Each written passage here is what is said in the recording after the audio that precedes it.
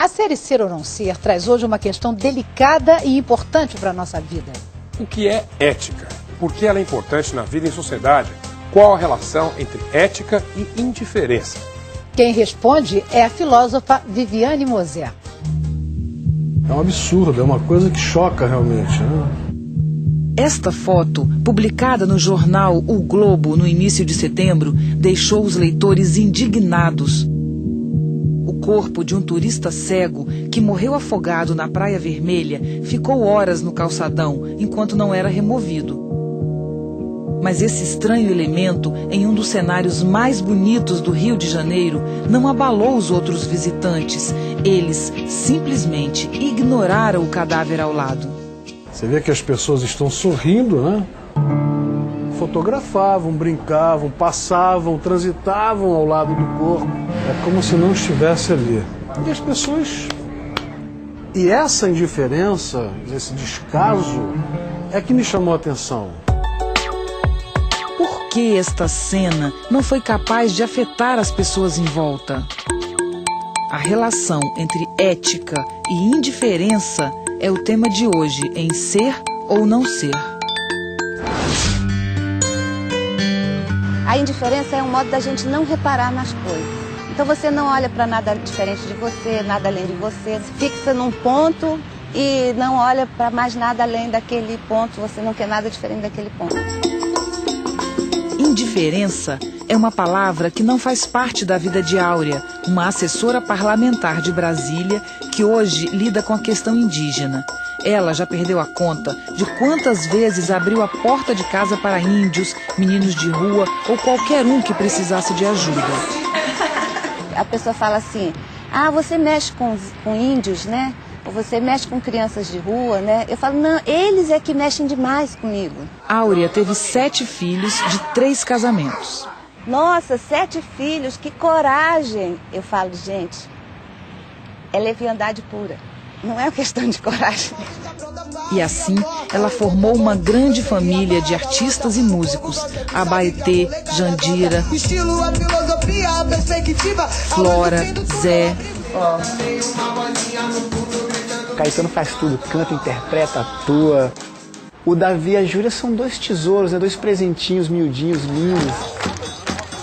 O resultado disso, eu quero dizer, é de bênção. Eu sou uma pessoa 7 vezes abençoada. A gente sempre foi criado muito solto, minha mãe estava sempre trabalhando, não tinha... Quer dizer, a gente ficava aqui nesse caos, né? Agora, quando tinha uma repreensão, era interessante, porque isso é uma coisa que eu lembro até hoje, que minha mãe sempre batia numa coisa de caráter, assim, sabe? Como tantas outras mães, Áurea sempre se esforçou para que os filhos tivessem uma postura ética na vida. Você pode ser o que você quiser, mas tem que ter dignidade. Mas o que é ética? Relação entre ética e moral. Moral é o conjunto de regras válidas para todo mundo, que determinam nossa conduta em sociedade.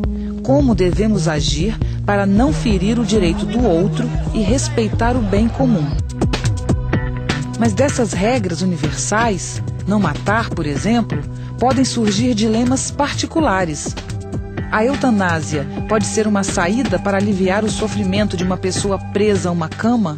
Não, só em casos muito extremos. As pessoas têm que ter o direito de escolher. Como agir diante dos diferentes desafios morais? É daí que nasce a ética. Mas o que é uma atitude ética na vida?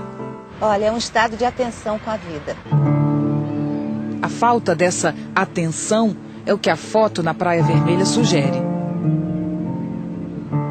Uma conduta ética é, antes de tudo, uma tomada de posição, uma atitude. Por isso, nada mais antiético do que a indiferença. Estar indiferente é abandonar toda tentativa de interferir nas coisas, de mudar, o que acaba tornando a violência, a corrupção, o desrespeito um hábito. A indiferença é a banalização do mal.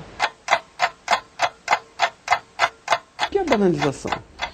Se um de nós se deitar hoje à noite, ouve o tic-tac do relógio durante poucos segundos. Num determinado momento, desapareceu o tic-tac. Sempre que alguém é exposto a um estímulo repetido, semelhante, banaliza, não se percebe mais.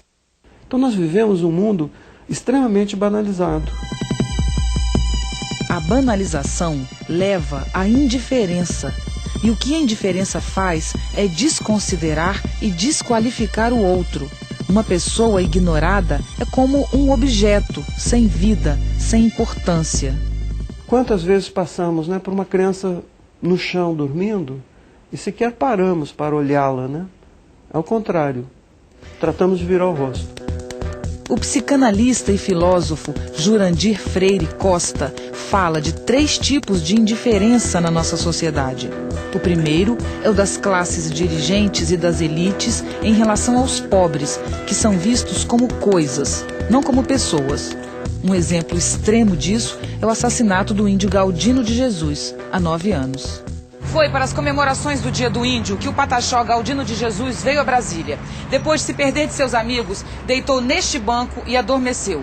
De madrugada, 5 jovens da classe média de Brasília desceram de um carro, atearam fogo em seu corpo e desapareceram. Galdino morreu horas depois, vítima da indiferença e da banalização da vida humana. Todos os anos, os pataxós se reúnem neste monumento para aqui realizar uma cerimônia em sua memória. Todo esse processo gera uma reação. Quem não foi reconhecido como cidadão também passa a não reconhecer o valor do outro. A explosão da violência urbana é o resultado do segundo tipo de indiferença, a dos excluídos em relação às elites. A vida dos privilegiados deixa de ser vista como algo importante por aqueles que estão à margem da sociedade. E assim pode se matar para conseguir um tênis, por exemplo. A palavra barbárie pode se aplicar perfeitamente a isso. Nós vivemos agora a barbárie. O terceiro tipo de indiferença apontada por Jurandir Freire Costa é o das elites em relação a elas mesmas. Enquanto o caos toma conta das cidades, multiplica-se o consumo de tranquilizantes, antidepressivos e drogas, como a cocaína. Por exemplo, se alguém se sente um pouco mais gordo, se falta desejo pelo companheiro ou pela companheira, se alguém perdeu uma pessoa querida e está triste, rapidamente é medicado. A pílula que vai resolver o seu problema. E com isso se plastifica o afeto das pessoas. Diante de uma sociedade que parece desabar, a única coisa a fazer é salvar a si mesmo. Na falta de um projeto coletivo, a busca pelo sucesso individual, pelo bem-estar e realização pessoal se torna cada vez mais importante. Da mesma forma, o horror ao fracasso. O que choca no Brasil hoje não é tanto a quantidade de crimes e escândalos políticos que vemos todos os dias nos jornais, mas a absoluta indiferença com que reagimos a tudo isso. Talvez este seja o sinal de um desejo de destruir o que não temos coragem de transformar. Eu acho que as pessoas precisam pensar mais de forma coletiva. Tem uma série de valores a serem preservados.